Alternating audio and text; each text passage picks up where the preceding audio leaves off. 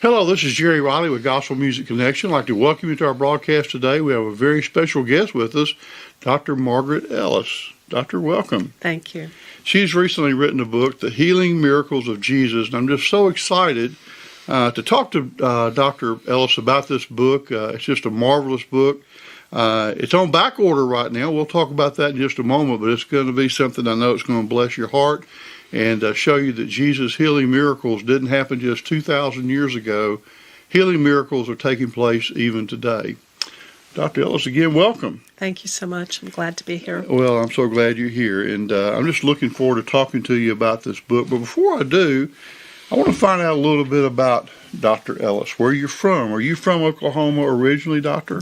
Not originally. I was born in West Virginia. West Virginia. So what brought you to Oklahoma? Well, I was educated in Texas. I went to the University of Texas medical branch in Galveston and did my residency in Dallas. And then my first professional career, my first professional job as a physician brought me to Oklahoma, and I just stayed. Just stayed. So you became an Okie. There you go, yeah. Well, Dr. Ellis, did you always want to become a physician? Was there anything that inspired you to pursue that as a profession? Well, my father wanted me to be a physician. There's a picture of me when I'm about 2 years old, sitting on the staircase, and Daddy's medical bag is right beside me. I call that very early imprinting. But no, I wanted to be a ballerina. Well, you'd have been a good ballerina also. Well, thank you. So your dad was a physician. Yes. Did he mentor you any as you were growing up that maybe kind of imprinted you toward looking more and more toward that profession? Well, Daddy worked as a general practitioner for probably about 12 years over the hills of West Virginia and had wonderful stories that I grew up with. But then when I was about 5 years old, he moved to Houston with the rest of the family and began his residency training in pathology. And during his training, I was very much Daddy's little girl. So when he would get home, I'd have to go back with him to the bedroom to study. And I asked him in later years, I said, how on earth did you put up with a 5-year-old child? And he said, you didn't last very long. Oh, but he must have had a lot of patience, because when I went through medical school, I can't imagine having a 5-year-old wanting my time as well. But Daddy would take me to the hospital and show me things through the microscope, and that was very interesting. And I especially enjoyed the time with my father. Well, let's look back. You're with your father at the laboratory looking in the microscope. Did you ever see anything that was rather interesting when you're looking through the microscope? Well, I'm sure Daddy pointed out all kinds of things to me. But what I really remember is that I reasoned that the blood cells traveled through blood vessels. My mother's favorite expression when she was frustrated was that she was going to jump out of her skin. Well, I lived in fear that I was going to find her one day sitting without her skin on.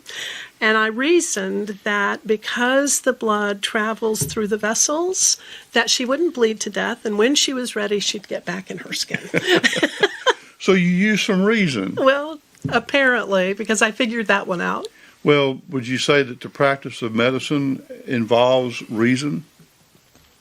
It involves reason, but also art, because you're dealing with real people and real lives. They have a life, and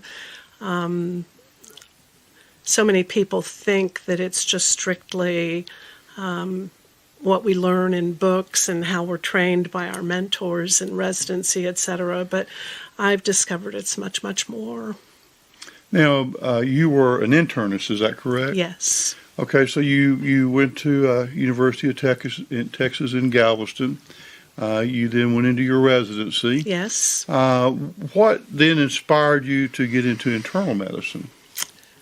So in the third year of medical school, you'd rotate through each of the main specialties. So you did 3 months in internal medicine, you would do a month in cardiology, a couple of months in gynecology, et cetera, et cetera, et cetera.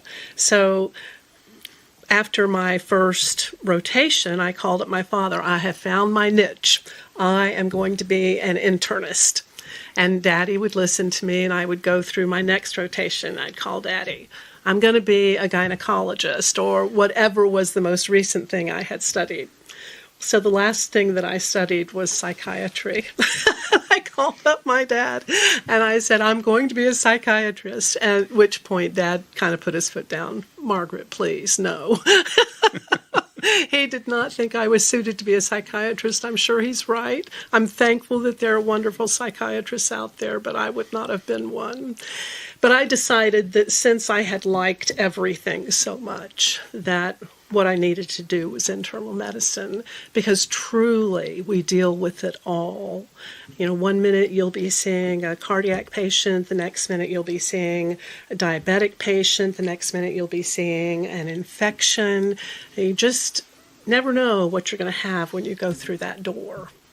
So it's always changing. Yes, yes. So when you go into a specialty like a heart doctor, do they go through a similar protocol, going through a residency and maybe internal medicine before they become a heart doctor or whatever? Yes. So typically they probably have 6 years of postgraduate training. Well, I'm going to go back to your father, and then we'll get into your book. You know, the thing that I gleaned from your what you just said was your father spent a lot of time with you.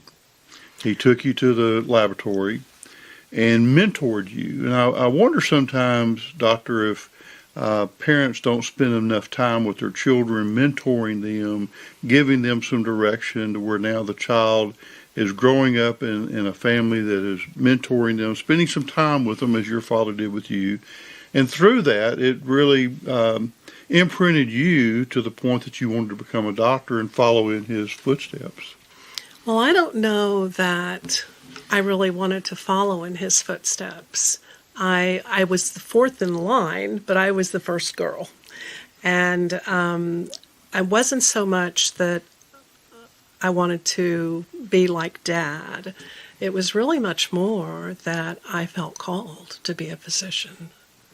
Dad was thrilled, but it was still... It wasn't something he forced on you. It was something you wanted to do. It was something I felt God called me to do. And that kind of leads into your book, The Healing Miracles of Jesus. And I want to talk about that. What inspired you, Dr. Ellis, to write this book? Well, I had been exceedingly interested in the healing miracles of Jesus as a medical student, and I had wonderful opportunity to study with in the humanities department of the medical school, and I studied with a PhD theologian during that 1 month.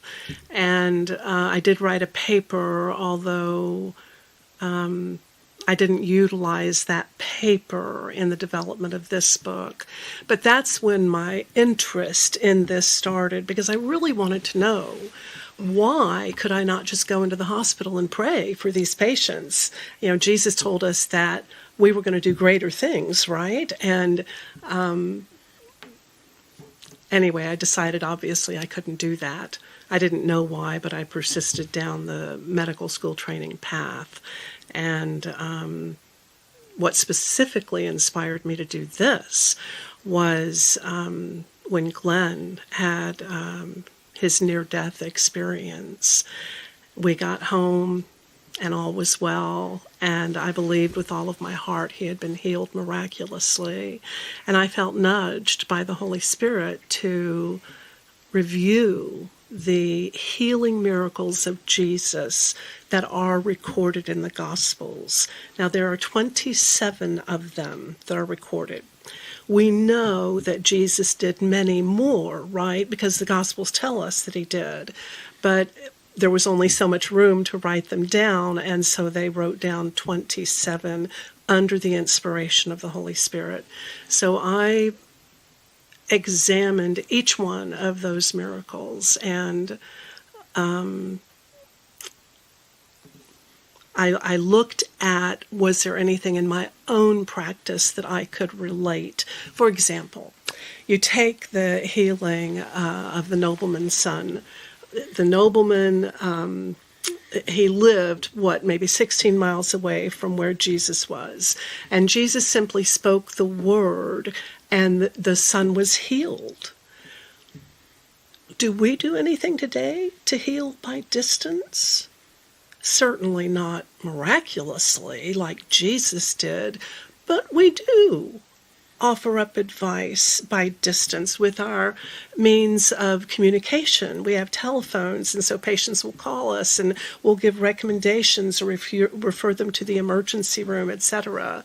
One time, and I relate this in the book, I had a wife of a patient call me absolutely frantic, terrified. Her husband had collapsed. And I stayed on the phone with her, gave her the instructions, put sugar under his tongue, call the ambulance, let's check his blood sugar, etc. Well, by the time the ambulance got there, she had already given him sugar and he was starting to come around. His blood sugar was only 45. Well, hypoglycemia, a blood sugar that is too low, is life-threatening, and if that is not corrected, a person could die from that. So it wasn't that I did anything that was miraculous like what Jesus does, but I assisted to heal long distance. Well, Dr. Ellis, we talk a lot about Jesus has a purpose for all of us, and Jesus gives us talents. And I would say without question that your purpose was to heal and your talent is to heal. So even though it was done long distance, it was through your talents and through your purpose that Jesus had given you that you were able to communicate with this lady over the phone and help heal her husband. That Yes. Had she not had that communication with you, could have been totally different. He could have very well have died. Could have very well died. Now, in your book, I know you have several chapters about Jesus' healing. Tell us a little bit about the structure of this book. Each chapter is one of the healing miracles. And I try to analyze the healing miracle from a spiritual perspective, and I try to analyze it from a medical perspective. Like, for example, the healing of the lepers. Well, what is leprosy? And do we have it today? And is it as scary? I mean, back in biblical times, the prophets taught that the Messiah was going to heal leprosy. Other than that, leprosy was really a death sentence. These people had to live outside of the camp. They were ostracized. They had a horrible, horrible disease that could not be managed other than miraculously. Today, leprosy still exists, probably mainly in places like Asia, but in any event, it's very treatable. And when you see it here in the United States, very, very rare, we're able to treat it. So it's something treatable, but it wasn't back in Jesus' time. No, unless it was miraculous. Now, going back to your husband Glenn's experience, and you talk about a miraculous healing. Tell us a little bit about what happened that morning, and we'll bring Glenn on in just a moment. We'll talk to him too and get his perspective on this. But let's talk a little bit about that actual time that in my opinion, maybe spurred the idea of writing this book, that put you into the process of writing down your ideas, and the ideas turned into a book. Tell us a little bit about what happened that morning and what the end result was that then gave you the perception or the knowledge that it had to be a divine intervention. Right. Well, so Glenn woke me up. He had been having severe pain for a couple of hours now, and I don't know if it's simpler to go through an experience like this when you have all of this medical knowledge, or if that makes it more difficult. But at that point, I was operating not only as his wife, but I was operating as a physician. I was reviewing what's the differential diagnosis here. What do I need to do? I need to call the ambulance for one thing, which I did. And It was a very frantic time, and I'm so thankful for the medic who immediately came in, knelt on one knee down beside Glenn. Glenn had passed out at this point with the pain, cut off his t-shirt, and had the EKG monitor hooked up. The EKG came away completely normal. And this medic says to me, I think we should call the helicopter. Well, my mind's going a mile a minute. I'm thinking, why would we call the helicopter if the EKG is normal? This must be something else, but this has all the symptoms. This is the, just going through all of these things. And a voice that didn't even sound like my own voice to me, it just came out and it said, yes, please do so. I agree. And so we called the helicopter, and before we had left the driveway, the EKG had changed. And there was now indication that an acute heart attack was going on. And I reached my arms into that ambulance and I prayed out loud. I'd been praying all of this time. We got to the helicopter pad. I reached my hands in again and I prayed. I just continued to pray. I called our prayer warrior friends en route, and it was early in the morning, and they all agreed to get up and to pray. And unknown to me, Glenn was praying in the helicopter. And the emergency room called me while I was en route because I had to drive. They wouldn't let me on the helicopter with him. And they said, Margaret, he's in third-degree block. Well, I knew what that meant. And I was praying, God heal him, because third-degree block is near death. And they got him into the cath lab, and his cardiac enzymes bumped significantly, meaning that he had lost cardiac cells. So it was as though he was going to have a scar on his heart. Well, a heart that's scarred doesn't function normally, right? In today's world, we have medication. We can give medication to increase its ejection fraction, to reduce the afterload, to do all kinds of things to help a heart that is not doing well to do better. Well, the next day, after Glenn was perfectly stable and had no symptoms of anything being the matter, they came in and did the echocardiogram, which is to measure that ejection fraction. It was completely normal. And so then the cardiologist comes in to discharge us that evening, and he's standing at his computer, right? And he's looking at it, and he's just as frustrated as he can be. And he says, I don't even know what I can call this. And I said, it's a miracle. Well, he chose not to address me, but I know in my entire medical career, I've seen miracles, few and far between, but I've seen them, and this was definitely a miracle. Well, there's no doubt that it was a miracle, and I think two things that I take away from that, Dr. Ellis, is the fact that you prayed, and number two, I'm sure the faith. Glenn was praying. How would you address someone that has had a different result? That's prayed, they've called their prayer warriors, and they've prayed, and they have the faith, but yet they don't get the same results. How would you address those people that may have those questions? Yeah. Well, it's one of the things I had to address in the book. Number one, does miraculous healing occur today? And I concluded yes. Jesus is with us always. That's what his word says. It was a very erroneous teaching that suggested that if you prayed and you didn't get well, or your loved one wasn't healed, then you must not have had enough faith. And that's just wrong. God is still sovereign. God has a plan and a purpose. It is appointed unto man once to die.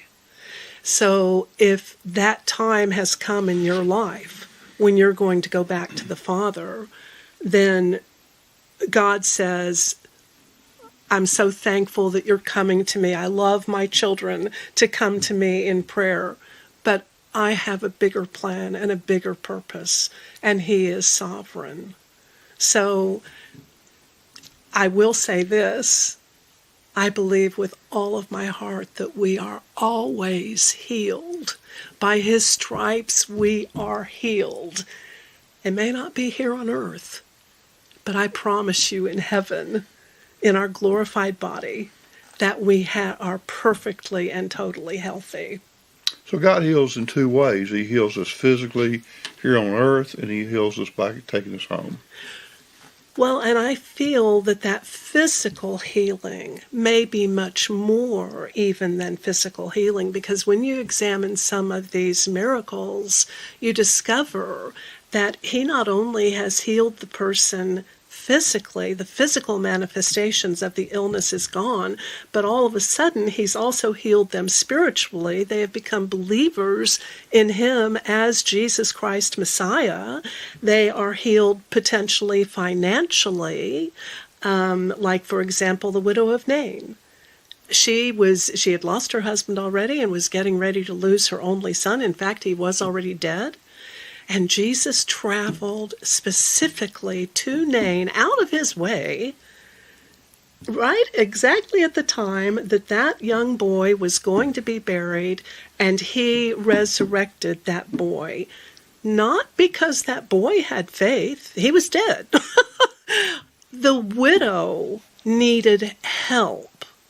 She could have faced financial devastation, not to mention emotional devastation, at the loss of her family. And as a woman in that culture, what was she going to do? In your experiences as a physician, you worked in a hospital in Bella Vista, I believe. Yes, I did. In your experiences as a physician in Bella Vista, have you personally or have you heard of a situation where somebody would be, and I may not use the right word, clinically dead, that miraculously are not, they're brought back? So I had an experience in my residency training. I was assigned this young adult female patient in the ICU, and she was in a coma. And I would go in every day, and I would put my fingers in her very lifeless hand, and I would say, "Squeeze me." And of course, she wouldn't, until one day, and her fingers just imperceptibly twitched. I was so excited. I ran out of that room, and I ran to get my supervising resident, and I said, "She moved. I believe she responded to me." And boy, that resident just laughed. "Oh, you are so stupid." But I knew what I had seen. And a couple of days later, that girl woke up, and she walked out of that hospital. Wow. Yeah, that God allowed me to be a witness to that miracle. Well, God still conducts miracles. I believe he does. 2,000 years later. Yes. And Glenn is an example of that. Yes. Well, with that, let's take just a real short break, and let's bring Glenn on, and let's get his perspective on that morning. Well, I'd like to welcome you back, and we're here now with Mr. Glenn Ellis, the husband of Dr. Ellis, and then she's been telling us about the experience that he went through a few months ago. But before we get into talking about that experience with Mr. Ellis, I want to tell you a little bit about who he is. Glenn is a retired minister. He's a singer. He's a songwriter. He's a poet, likes to tell jokes. And Glenn still ministers today, not necessarily preaching, but he travels around the country holding concerts at churches. He can be there to help to fill the pulpit on a Sunday morning. He can help lead the worship group. And I know your church would be blessed by Mr. Ellis coming in and performing at your church sometime. Glenn, I want to go back and talk about that morning that you experienced your heart attack. And tell us a little bit about what happened and what your experience was that day. Okay. Well, I was waking about 1:30 with what I thought to be indigestion, heartburn real bad. So I got up and took an antacid and drank milk and drank water and walked around doing what I knew to do to kind of relieve the pressure. And after about an hour and a half of this, not only was it not getting better, I was getting worse. Hurting real bad in my chest, radiating back to my shoulder blade and the back of my neck, and I realized that I wasn't taking care of this myself. Still convinced it was heartburn, but I decided to wake up my doctor wife. If I'd done that first off, I probably wouldn't have been as serious as it was. But woke her up, and we got back to the kitchen, and she saw I was in such pain that she called an ambulance immediately. And but of course, we had prayer immediately, and she was looking for what do you call it? You put it in your Nitroglycerin. tongue? Nitroglycerin, and we didn't have any. And so she called the ambulance. They got there, and they began working on me, and did an EKG. It didn't really show anything, but I was still hurting so badly. I finally passed out, from what I understand. And when it came to, my T-shirt was ripped off, and which irritated me a little bit that she would take my shirt off while I was unconscious, But they had to do that to hook me up with all the EKG stuff that they did.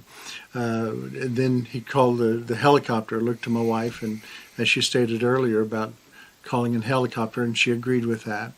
And we had prayer again, waiting for the helicopter. They put me on their gurney, put me to the ambulance. Margaret stretched her hand in again and had prayer with me. I'm so thankful for a godly wife that knows how to pray and not afraid to pray.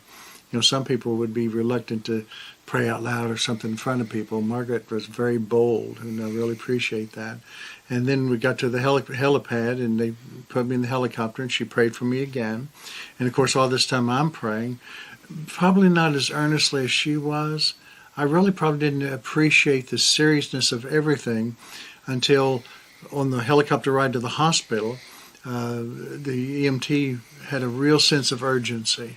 And they were talking frequently with the hospital, and they were talking back and forth, and she laid a couple of pads on my chest. I thought they were paddles to restart my heart, that I was that close to my heart stopping. And, of course, by that time, I'm really getting serious with God, and praying and believing for a miracle, and I'm not ready yet to go on this type of thing here. But I kept passing in and out on the way to the hospital. I remember when we got to the hospital, the whole crew was meeting me there. They transferred me over no, not at that time, but they got me out of the helicopter, and it's like they were running to the emergency room. I was strapped in, but I was kind of afraid they were going to drop me. I'm not a little guy, and I thought, what are they going to do if they dump me over? But we got in there, and when my son lived in Rogers, Arkansas, where the hospital was, and so he beat my wife there. And I remember seeing him standing next to a nurse or a doctor or someone, and asking, how serious it was. And she said, well, your father's very, very ill. And at that point, I really, Father, just, your perfect will be done, but if I have my way, I'd rather not go right now. Of course, there again, I'm slipping in and out, of consciousness. And then they took me into the cath lab is what they called it, and worked on me, brought me back. How do you feel today? I feel great. Well, let me ask you this. How long were you in the hospital? A week, 2 weeks? How long? Heavens, no. We left the next afternoon. There's nothing wrong with my heart. As Margaret attested, when the cardiologist came in, he didn't know what to call it. There was no heart damage. And the third-degree block, as Dr. Ellis has already stated, that's serious. That's permanent. And yet my heart just as strong as it ever was.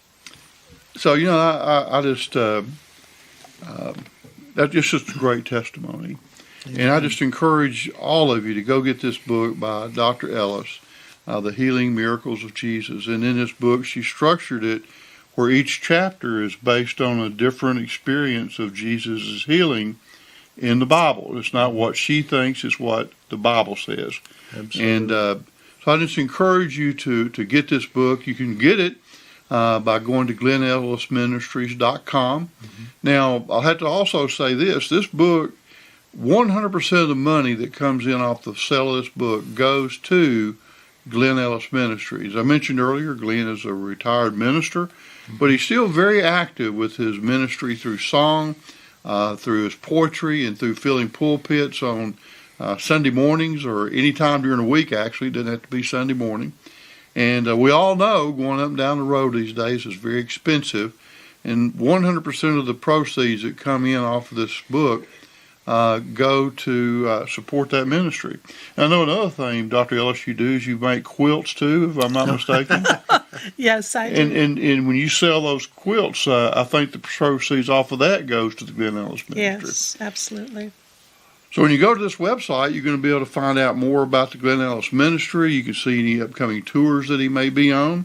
You can purchase some CDs. He has some great CDs. Where's one that you have out, Glenn?